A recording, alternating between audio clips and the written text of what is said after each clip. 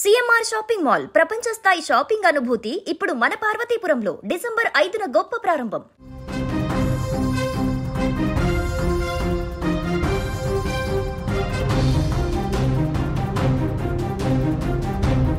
నమ్మకమే పెట్టుబడి, మంచితనమే ముసుగు. అందరితో కలివిడిగా ఉంటూ కోట్లాది రూపాయలు వసూలు చేసిన ఓ రియల్ ఎస్టేట్ వ్యాపారి రాత్రికి రాత్రే బోర్డు తిప్పేశాడు. ఒకటి కాదు రెండు కాదు, ఏకంగా 200 కోట్లకు పైగా అప్పులు చేసి పత్తా లేకుండా పోయాడు. నంద్యాల జిల్లా డోన్లో వెలుగు చూసిన ఈ ఘటన ఇప్పుడు స్థానికంగా కలకలం రేపుతుందని చెప్పుకోవచ్చు. అప్పులిచ్చిన బాధితులు ఇప్పుడు లబోదిబోమంటూ కూడా పోలీస్ స్టేషన్ మెట్లెక్కుతూ ఉన్నారు. డోన్ పట్టణంలోని విజయ థియేటర్ సమీపంలో నివాసం ఉంటున్న శ్రీనివాస్ రెడ్డి స్వగ్రామం తుగ్గలి మండలం మారెళ్ల. కానీ కొన్నేళ్లుగా డోన్ పట్టణంలోనే ఉంటూ కూడా భార్యతో రియల్ ఎస్టేట్ వ్యాపారం చేస్తూ ఉన్నాడు. బెంగళూరులో వెంచర్లు వేస్తున్నారని, మంచి లాభాలు వస్తాయని కూడా అందరినీ కూడా నమ్మించాడు. డోన్ చుట్టుపక్కల గ్రామాల ప్రజల నుంచి కూడా తన సొంత బంధువుల నుంచి భారీ ఎత్తున అప్పులు తీసుకున్నాడు. అందరితోనూ చాలా మృదువుగా మాట్లాడుతూ మంచివాడిగా నమ్మకం పెంచుకోవడంతో జనం కూడా కోట్ల రూపాయలు ఆయన చేతిలో పెట్టారు. అయితే గత 10 రోజులుగా కూడా శ్రీనివాస్ రెడ్డి ఆచూకీ లేకుండా పోయింది. దాదాపు 200 కోట్ల రూపాయలకు పైగా అప్పులు చేసి ఇప్పుడు ఇంటికి తాళం వేసి ఉడాయించాడని బాధితులు కూడా ఆరోపిస్తూ ఉన్నారు.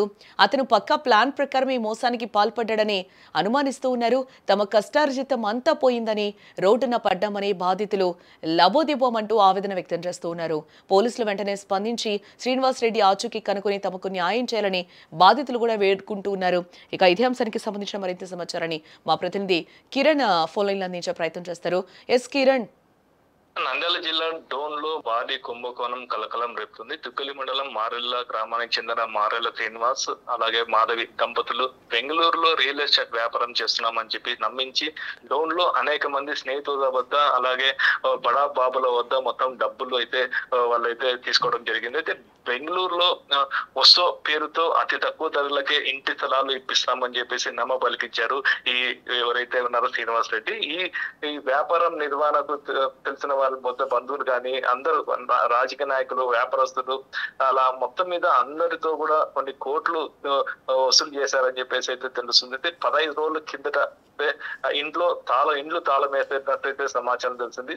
సమాచారం తెలుసుకున్న బాధితులు ఇంటికి చేరుకోగా 15 రోజుల నుండి ఇంటికి రావట్లేదు. అయితే వాళ్ళ బంధువులు ఎవరైతే కొడుకు కోడలు ఉన్నారో అక్కడ అమెరికాలో ఉన్న వాళ్ళ దగ్గరికి వెళ్ళాడు అని చెప్పేసి అయితే మొత్తం మీద వాళ్ళ బాధితులకి అయితే తెలియడంతో మొత్తం బెంగళూరుకి ఎవరైతే డోన్ లో దాదాపు కొన్ని కోట్లు, డోన్ లోనే 60 కోట్ల మేరకు మొత్తం డబ్బులు అయితే వసూలు చేసుకున్నట్టు తెలుసు. అలాగే బెంగళూరులో కూడా 200 కోట్లు ఆడ కూడా అప్పులు చేశారు.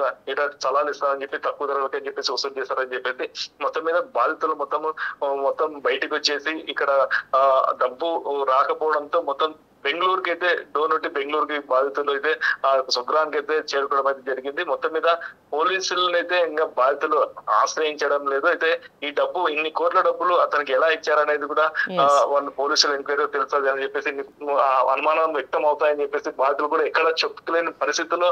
కిరణ్, మీరు చెప్పినట్టు అంటే ఏం నమ్మి శ్రీనివాస్ రెడ్డికి వీళ్ళందరూ కూడా అప్పులు ఇవ్వడం జరిగింది, ఎందుకు అంత మొత్తంలో డబ్బులు కూడా ఇవ్వడం జరిగింది అంటే ఆయన శ్రీనివాస్ రెడ్డి ఎప్పటి నుంచి అక్కడ ఉన్నాడు, వాళ్ళకి తీసుకున్న వాళ్ళకు కూడా ఈయన అప్పు తీసుకున్న వాళ్ళకు కూడా ఏం చెప్పాడు, ఏ విధంగా నమ్మబలికాడు. ఇంకోటి కూడా మన విజువల్లో మారెళ్ల రాజశేఖర్ రెడ్డి అని కూడా చూస్తున్నాం. ఇతనెవరు, మాధవి భార్యగా కూడా తెలుస్తుంది శ్రీనివాస్ రెడ్డికి. ఈయన రాజశేఖర్ రెడ్డి ఎవరు ఏంటి? మారెళ్ల రాజశేఖర రెడ్డి కొడుకు మారెళ్ల శ్రీనివాస్ రెడ్డి. అయితే శ్రీనివాస్ రెడ్డి గత కొన్ని సంవత్సరాల కిందటనే ట్రిప్ అంటే హాలిడే ట్రిప్ లాంటివి అంటే విదేశాల ట్రిప్పులు కానీ, ఇటు గోవా ట్రిప్పులు కానీ, ఇతర దేశాలకి ట్రిప్పులు నిర్వహిస్తూ పలువురితో మొత్తం స్నేహం పెంచుకున్నారు. అంటే ఈ చనువే చూసుకుంటే అంటే శ్రీనివాస్ రెడ్డి చాలా ఉన్నతమైన వ్యక్తి, డబ్బున్న కళ వ్యక్తి, చాలా ఆస్తులు ఉన్నాయి, రియల్ ఎస్టేట్ వ్యాపారం చేస్తున్నారు. ఇతని దగ్గర డబ్బు పెడితే రెట్టింపు డబ్బు వస్తుంది, ఇట్లా స్థలాలు వస్తాయి తక్కువ ధరకి అని చెప్పేసి చాలా మటుకు నమ్మబలికి చరిత్ర కొన్ని సంవత్సరాల నుండి అక్కడే స్థిరంగా ఉన్న శ్రీనివాస్ రెడ్డి అలాగే వాళ్ళ తండ్రి రాజశేఖర రెడ్డి కూడా మొత్తం మీద అందరు కూడా కలిసికట్టుగా తిరుగుతూ ఉండేవాడు. ఇప్పుడు కూడా ఇలా జరుగుతుంది, ఇట్లా శ్రీనివాస్ రెడ్డి ఇటు పరారు అవుతారని చెప్పేసి ఎవరికి కూడా నమ్మకం కలగకోకుండా ఇలా అయితే జరిగింది. అయితే బెంగళూరులో పరిస్థితి ఇంకా చాలా 200 కోట్లు పైగా ఇలా వసూలు చేశారని చెప్పేసి అయితే ఇంకా తెలుస్తుంది. అయితే బాధితుల మటుకు తమకి న్యాయం జరగాల, మేము అదే పనిగా కూడబెట్టుకున్న డబ్బులు రెట్టిపోతుంది, భూమి మీద పెట్టని చెప్పేసి శ్రీనివాస్ రెడ్డిని నమ్మించి పెట్టినాము. ఇప్పుడైతే కనిపించకుండా పోయినాడు, ఆచూకీ లేకుండా పోయాడు అని చెప్పేసి అయితే వాళ్ళ బాధితులు అయితే వాపోతున్నారు. మొత్తం మీద 15 రోజుల కిందట శ్రీనివాస్ రెడ్డి అమెరికాలో ఉన్న అతని తమ్ముడి వద్దకి, అలాగే భార్య, తండ్రి, అత్తమామలతో సహా ఉడాయించడం అనేది పట్టణంలో చర్చనీయాంశం. కిరణ్, మీరేమన్నా బాధితులతో మాట్లాడే ప్రయత్నం చేశారా? ఏంటి అసలు పోలీసు వెర్షన్ కూడా దీనికి సంబంధించి ఏమంటున్నారు?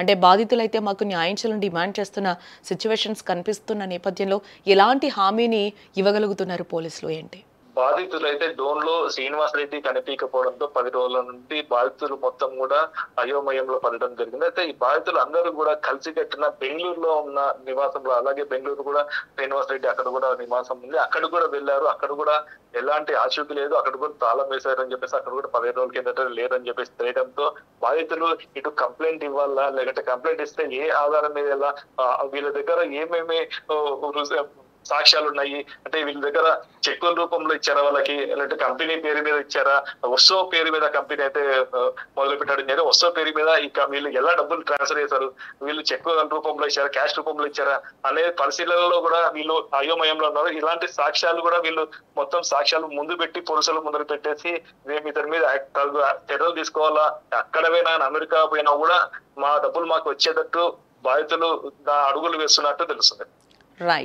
Right Kiran, thanks for the update. Yes, మొత్తానికి అది శ్రీనివాస్ రెడ్డి, మాధవి, మారెళ్ల రాజశేఖర్ రెడ్డి మొత్తంగా వీళ్ళు కుటుంబ సభ్యులందరూ కలిసి పెద్ద ఎత్తున అయితే బాధితులకి, జనాలకైతే టోక్రా పెట్టినట్లుగా కూడా తెలుస్తుంది. వాళ్ళు రియల్ ఎస్టేట్ వ్యాపారం కూడా చేస్తూ ఉంటారు. ఇంతకుముందు కూడా బెంగళూరులో ఇదే సీన్ కూడా రిపీట్ చేశారు. అక్కడ కూడా 200 కోట్ల దాకా కొల్లగొట్టి తర్వాత డోన్లో కూడా వీళ్ళు స్థిరపడినట్లుగా తెలుస్తుంది. డోన్లో కూడా యాజ్ యూజువల్గా వాళ్ళు రియల్ ఎస్టేట్ వ్యాపారం చేస్తున్నామని కూడా చుట్టుపక్కల జనాలందరినీ నమ్మించి కూడా అతి తక్కువ ధరకే భూములు ఇప్పిస్తాం అంటూ కూడా అందరినీ అక్కడ నమ్మించి, అలాగే వారి దగ్గర కూడా వారి దగ్గర అలాగే బయట వాళ్ళ దగ్గర కూడా చాలా వరకు డబ్బులు తీసుకొని కూడా ఈరోజు ఎవరికి కూడా తిరిగి ఇవ్వకుండా, ఎలాంటి ప్లేసెస్ కూడా వాళ్ళకి ఇవ్వకుండా, కూడా నమ్మిన వాళ్ళకి ఇవ్వకుండా ఈరోజు అక్కడి నుంచి ఉడాయించిన పరిస్థితి అయితే కనిపిస్తుంది. ఈ నేపథ్యంలోనే పోలీసులు కూడా దర్యాప్తు చేస్తూ ఉన్నారు. బాధితులు కూడా న్యాయం చేయాలని కోరుకుంటూ ఉన్నారు.